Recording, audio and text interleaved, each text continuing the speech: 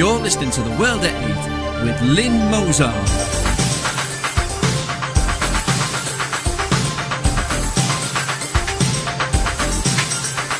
The World at 8, the number one in nationalist news.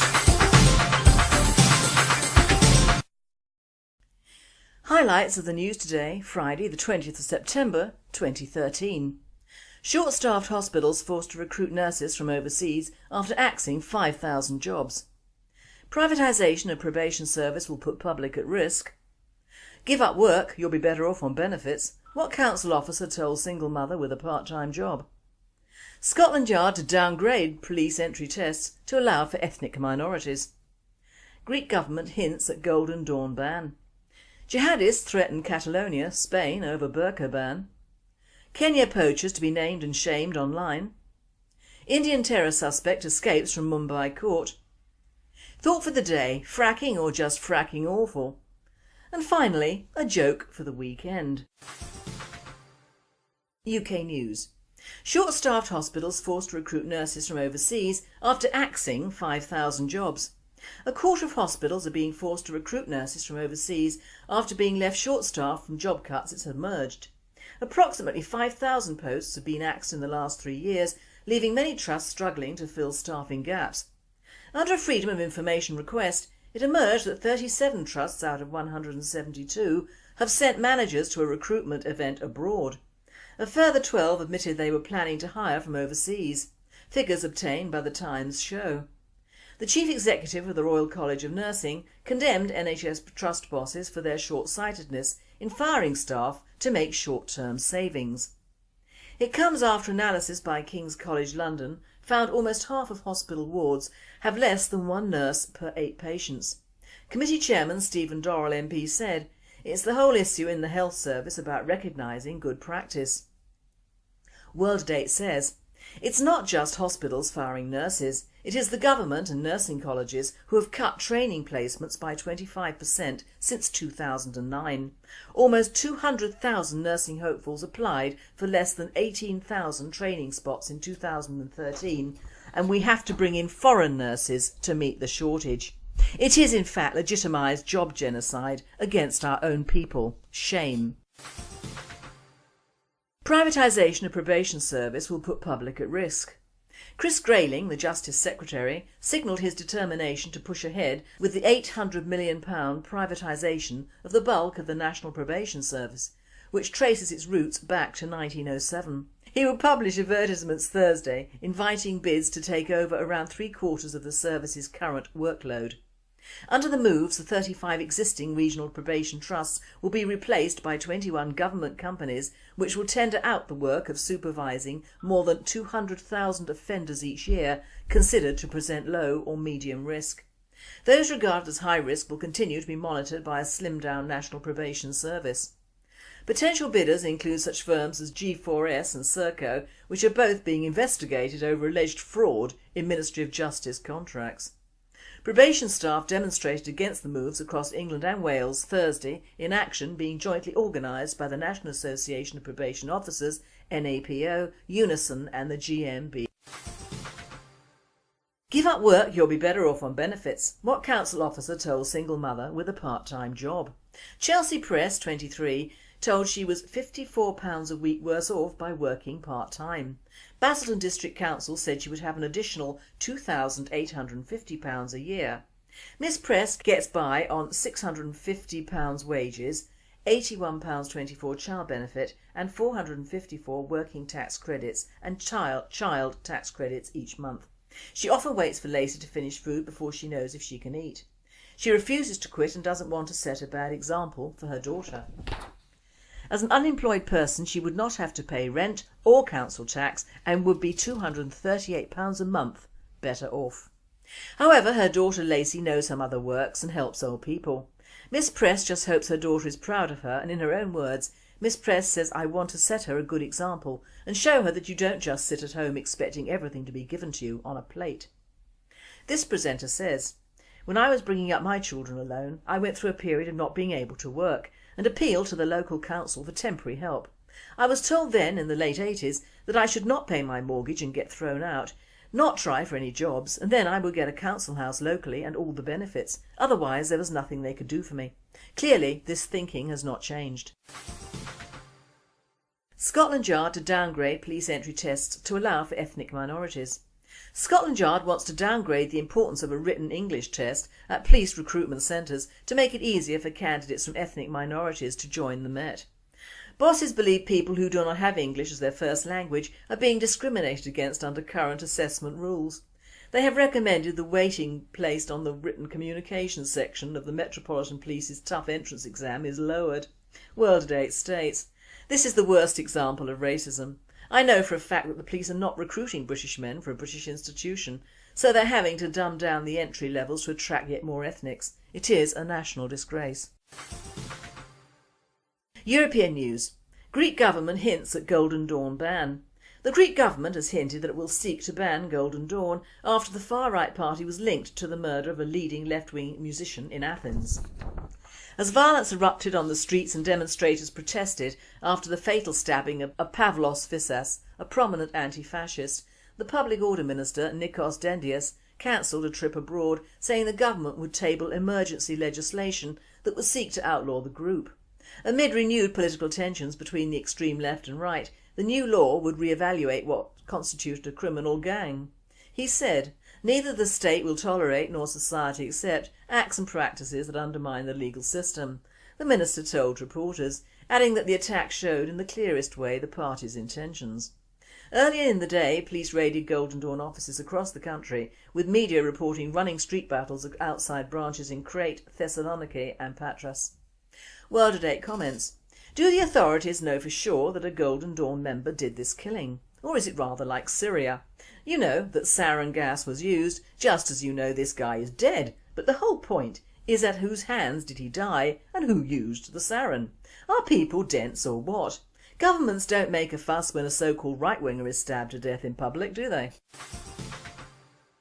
Jihadists threaten Catalonia, Spain over burqa ban. A jihadist group affiliated with Al-Qaeda has threatened to carry out terrorist attacks in Catalonia, an autonomous region in the northeastern Spain that is home to the largest concentration of radical Islamists in Europe.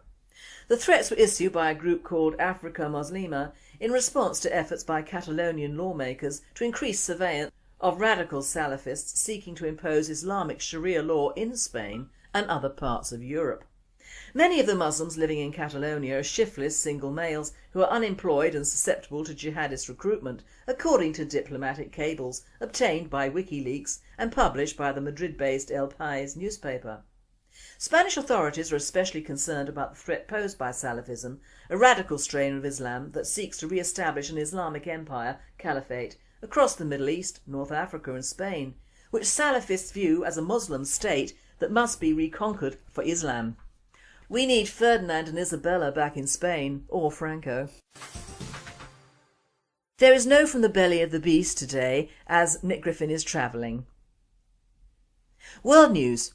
Kenya poachers to be named and shamed online.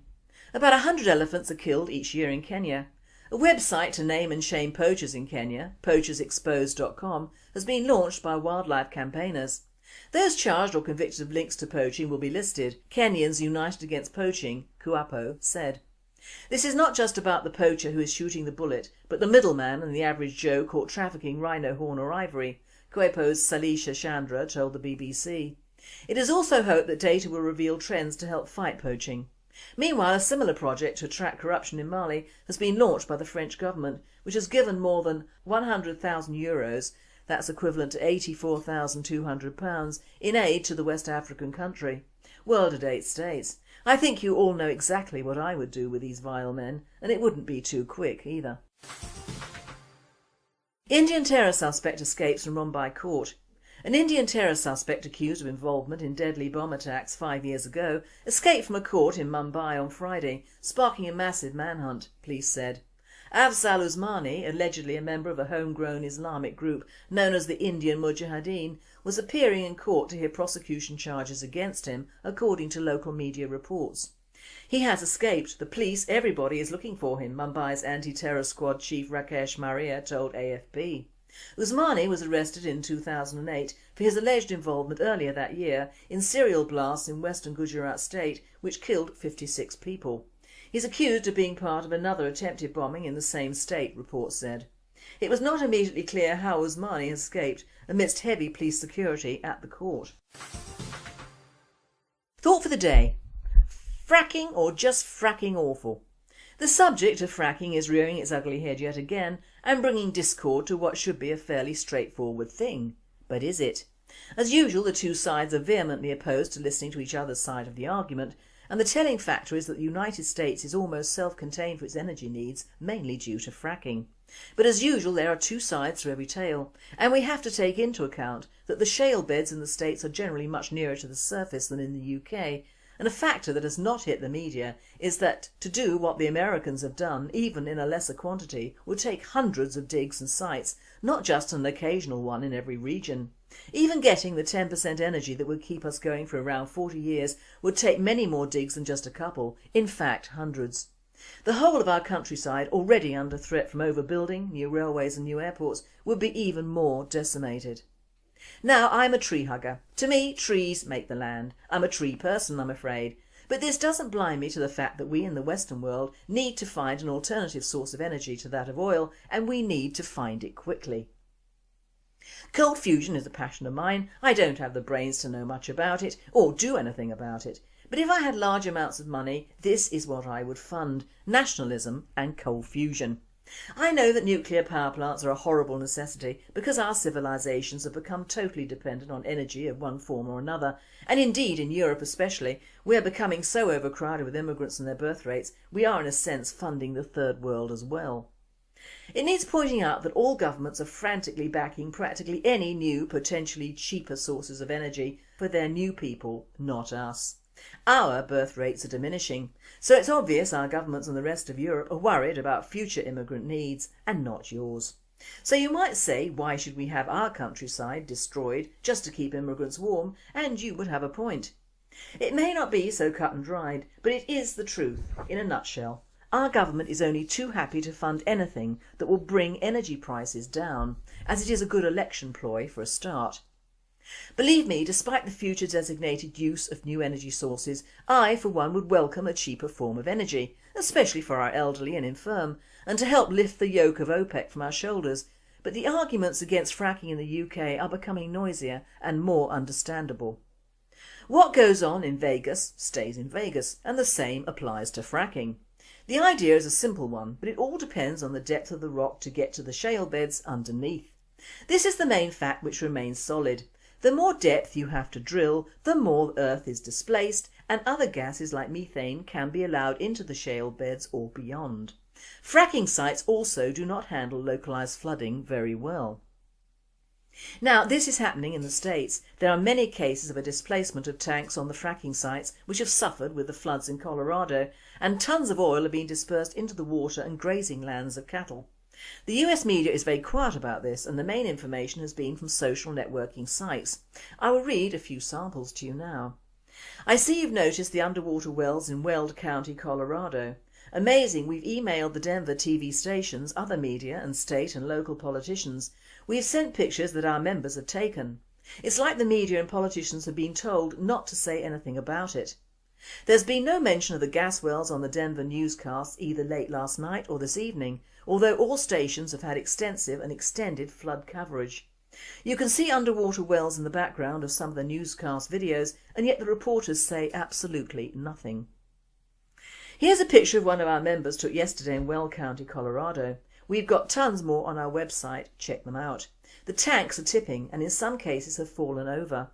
They have to be leaking toxins into the flood waters. There have to be hundreds if not thousands of underwater well pads in Weld County as a result of the flooding. Please publicise this in Texas since our media people and politicians have gone silent. People living in Weld County contacted me a few minutes ago, and they are now receiving many press calls about the underwater leaking oil and gas facilities. Lafayette-based anti-fracking activist Cliff Wellming said he spent 2 days zigzagging across Weld and Boulder counties documenting flooded drilling sites, mostly along the drainage way of the St. Vrain River. He observed hundreds of wells that were inundated. He also saw many condensate tanks that hold waste material from fracking at odd angles or even overturned. It's clear that the density of the oil and gas activity there did not respect where the water would go, Wilming said. What we immediately need to know is what is leaking, and we need a full, detailed report of what that is. This is washing across agricultural land and into the waterways. Now we have to discuss what type of exposure the human population is going to have to suffer through. A spokesman for the Colorado Oil and Gas Conservation Commission said the agency is aware of a potential for contamination from flooded drilling sites, but there is simply no way to get to those sites while flooding is ongoing and while resources are concentrating on saving lives. Now you will know that there are hundreds of fracking sites in the US, and that is the only way this works. The more wells and the more drilling that is undertaken, the more plentiful the results of so-called cheaper energy. Only if we listen to what is happening in the US can we gauge that it isn't quite so free as is advertised.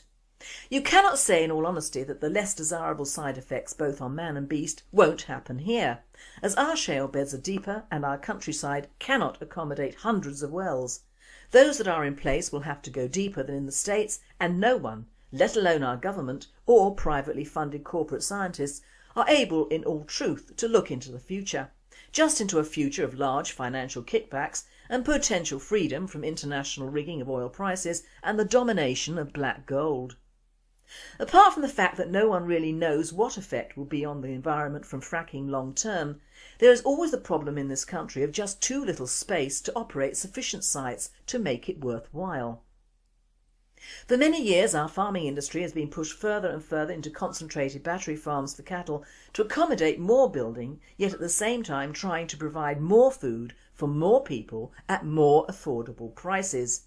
And I personally don't think that our farming industries can get much smaller without having a very serious impact on both the animals, their husbandry and the product. Even now we're feeding cattle non-vegetarian foodstuffs, which is, in another word, the slurry off the slaughterhouse floor, and because of this the poor beasts are being shot full of antibiotics and God knows what, all to produce hopefully more meat for a growing population. Just imagine the impact of a horde of fracking sites surrounding various farms as well, and the already ghastly lives of our cattle will be even worse, as even the so-called fracking experts cannot predict the effect of sustained drilling on an environment that hasn't been open to this sort of large-scale invasion of drill sites before. Our party is not against progress or the feeding of the 5,000 of preferably our own tribes, but when something is desperately needed, it is only too human to grasp the first straw handed to them without really thinking about it and dismissing adverse stories as bunkum and Luddite.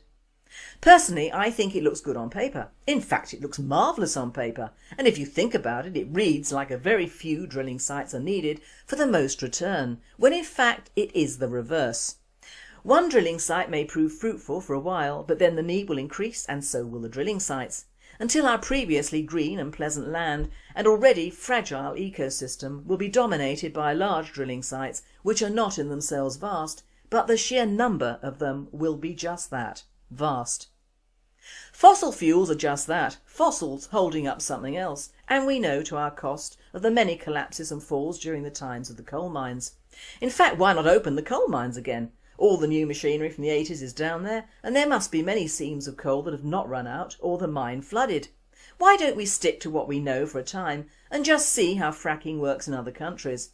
But bear in mind all countries have a different network of rock and different depths, and to be honest, different needs. And finally, a Friday joke. The Mayor of London was very worried about the plague of pigeons in the city. He couldn't remove the pigeons from the city. All of London was full of pigeon poop. The good Londoner people couldn't walk on the pavements nor drive on the roads. It was costing a fortune to keep the streets and pavements clean. One day a man came to the town hall and offered the mayor a proposition. I can rid your beautiful city of its plague of pigeons without any cost to the city. But you must promise me not to ask me any questions. Or, if you can pay me £1 million, you can ask just one question. The mayor considered the offer and accepted the free proposition. The next day the man climbed to the top of Nelson's column, opened his coat and released a blue pigeon. The blue pigeon circled in the air and flew up into the clear blue London sky. All the pigeons in London saw the blue pigeon and gathered behind the bird. The London pigeon soon followed the blue pigeon as it flew eastwards out of the city. The next day the blue pigeon returned alone to the top of Nelson's column. The mayor was very impressed. He felt the man and his blue pigeon had performed a wonderful service to London by getting rid of the pigeons. Even though the man with the blue pigeon had charged nothing, the mayor presented him with a cheque for £1 million and told the man that indeed he did have a question to ask, and even though they had agreed to no fee, he decided to pay £1 million just to ask one question. The man accepted the money and told the mayor to ask his one question. The mayor asked, "Do you have a blue Muslim?" And this presenter makes no apologies to any Muslim in the UK whatsoever. Get a sense of humour, my friends, get a sense of humour.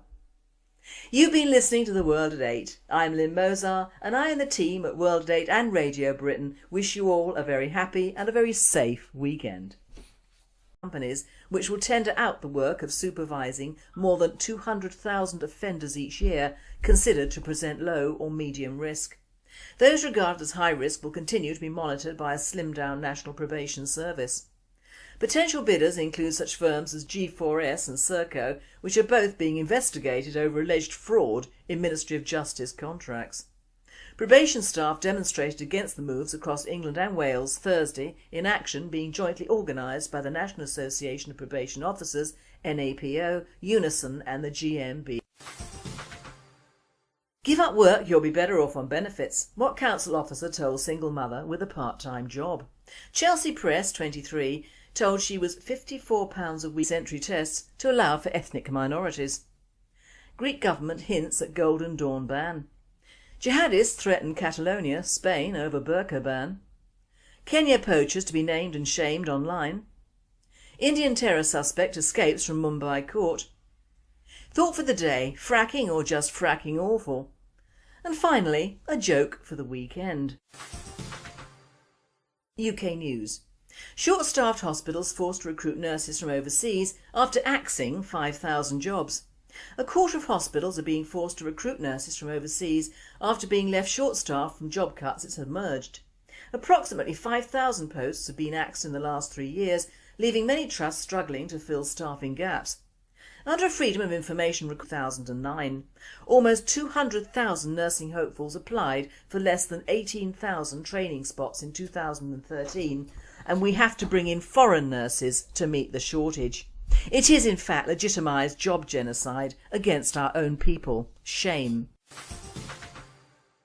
Privatisation of probation service will put public at risk. Chris Grayling, the Justice Secretary, signalled his determination to push ahead with the £800 million privatisation of the bulk of the National Probation Service, which traces its roots back to 1907. He will publish advertisements Thursday inviting bids to take over around 3/4 of the service's current workload. Under the moves, the 35 existing regional probation trusts will be replaced by 21 government companies.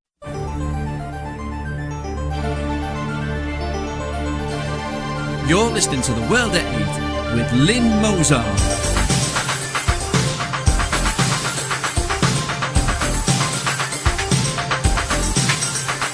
The World at 8, the number one in nationalist news. Highlights of the news today, Friday the 20th of September 2013. Short-staffed hospitals forced to recruit nurses from overseas after axing 5,000 jobs. Privatisation of probation service will put public at risk. Give up work, you'll be better off on benefits. What council officer told single mother with a part-time job? Scotland Yard to downgrade police request. It emerged that 37 trusts out of 172 have sent managers to a recruitment event abroad. A further 12 admitted they were planning to hire from overseas. Figures obtained by the Times show. The chief executive of the Royal College of Nursing condemned NHS trust bosses for their short-sightedness in firing staff to make short-term savings. It comes after analysis by King's College London found almost half of hospital wards have less than one nurse per 8 patients. Committee Chairman Stephen Dorrell MP said, "It's the whole issue in the health service about recognising good practice."